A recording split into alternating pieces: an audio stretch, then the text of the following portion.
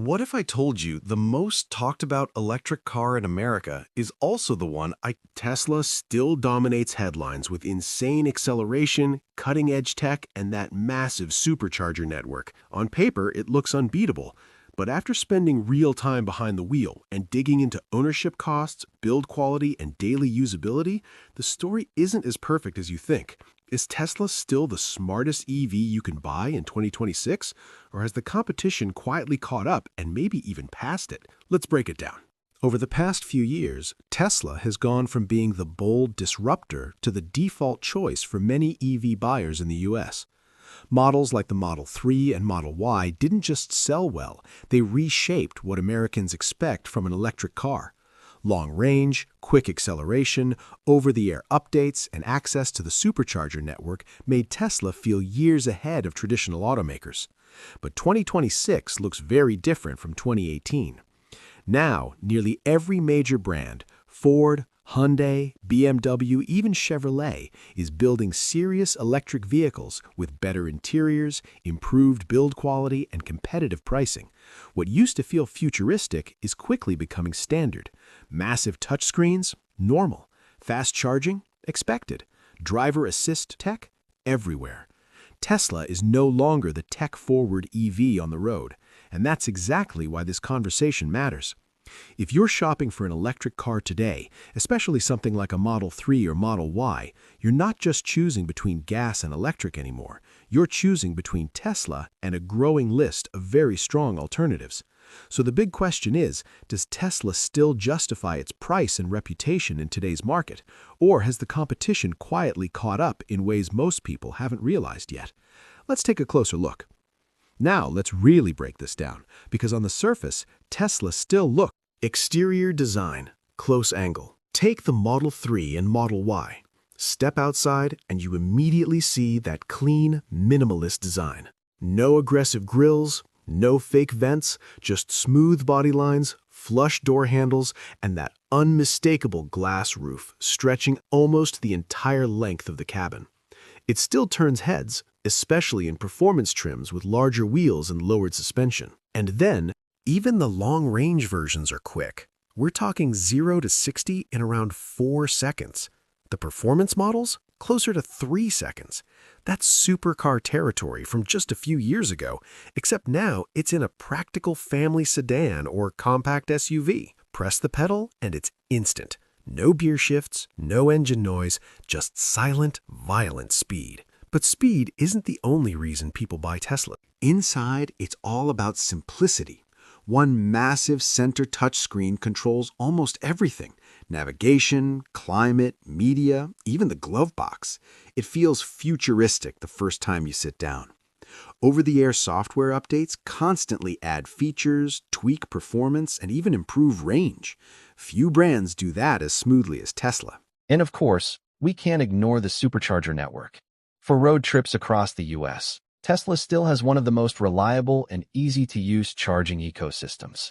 Plug in, walk away, and billing happens automatically. No apps, no confusion. That convenience matters more than most people realize, until they try a non-Tesla charger. But here's where things get interesting. When you look closer at build quality, some owners report inconsistent panel gaps, rattles, and interior materials that don't quite match the premium price tag. The cabin looks modern, but compared to rivals from Hyundai, Ford, or BMW, it can feel a bit plain, almost too minimal. Then there's the driving experience beyond straight-line speed. Yes, it's quick, but is it refined? Road noise at highway speeds can be noticeable. Suspension tuning can feel stiff on rough pavement. And that all-screen setup? Some drivers love it. Others miss physical buttons, especially for basic controls. And let's talk value. Tesla prices have fluctuated a lot over the past few years. Sudden price cuts have frustrated some existing owners, hurting resale value. Meanwhile, competitors are offering strong incentives, federal tax credits, and sometimes even better interior quality at similar price points. So while Tesla still leads in certain areas, software, charging network, raw acceleration, the gap isn't as wide as it used to be. And this is where things really start to shift. Because when we compare ownership experience, real-world range, and long-term value, the story becomes more complicated than most headlines suggest. And that's exactly what we need to talk about next. So here's the turning point. On paper, Tesla still looks dominant. But when you actually live with it for a few weeks, daily commutes, grocery runs, highway road trips, that's when the cracks start to show. I took the Model Y on a 300-mile highway drive, something most families would realistically do. The acceleration? Still brutal. Effortless margin. But at 75 miles per hour, the cabin told a different story. Noticeable wind noise around the mirrors. Road noise creeping in over rough pavement. It's not terrible, but it's not luxury level either. And at this price point, that matters. 10. Then came the real surprise. Real-world range. Tesla's EPA numbers look great, but in colder weather and at steady highway speeds, the battery drained faster than expected. Instead of confidently arriving with 15 to 20% left, it felt tighter. Closer than I'd like. 11. Now compare that to newer rivals, some offering similar range estimates, but delivering more consistent real-world results, plus better interior insulation and more traditional controls. And here's the moment that really changed my perspective. Stepping out of a competitor's EV and back into the Tesla. The Tesla felt quick, tech-forward, minimal, 12, but it didn't feel special anymore. That's the shift. Tesla used to feel years ahead. Now, it feels like one strong option in a very crowded field. And once that wow factor fades, you start asking a different question. Not, is this the fastest, but is this really the best value? And that's where the final verdict gets interesting. 13. So here's the honest verdict. Tesla is no longer the automatic recommendation it once was. If you want explosive acceleration, cutting-edge software, and access to one of the best charging networks in America, Tesla still delivers.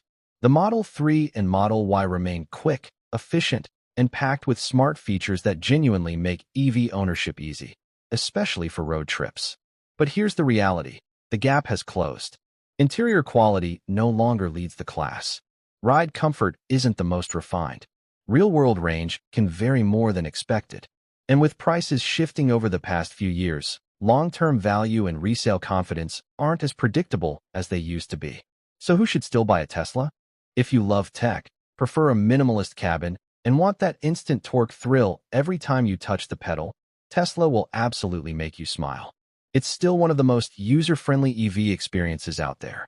But if you care more about premium interior feel, quieter highway driving, or simply getting the best overall value for your money, it's smart to test drive the competition before making a decision. Tesla changed the industry. There's no question about that. But in today's US market, it's no longer the only smart choice. It's one option among many strong contenders. And that's why I can't blindly recommend it anymore. 15. Now I want to hear from you. Would you still choose a Tesla in 2026? Or are you looking at something else? Drop your thoughts in the comments below. If this review helped you, like the video, subscribe for more honest car reviews, and I'll see you in the next one.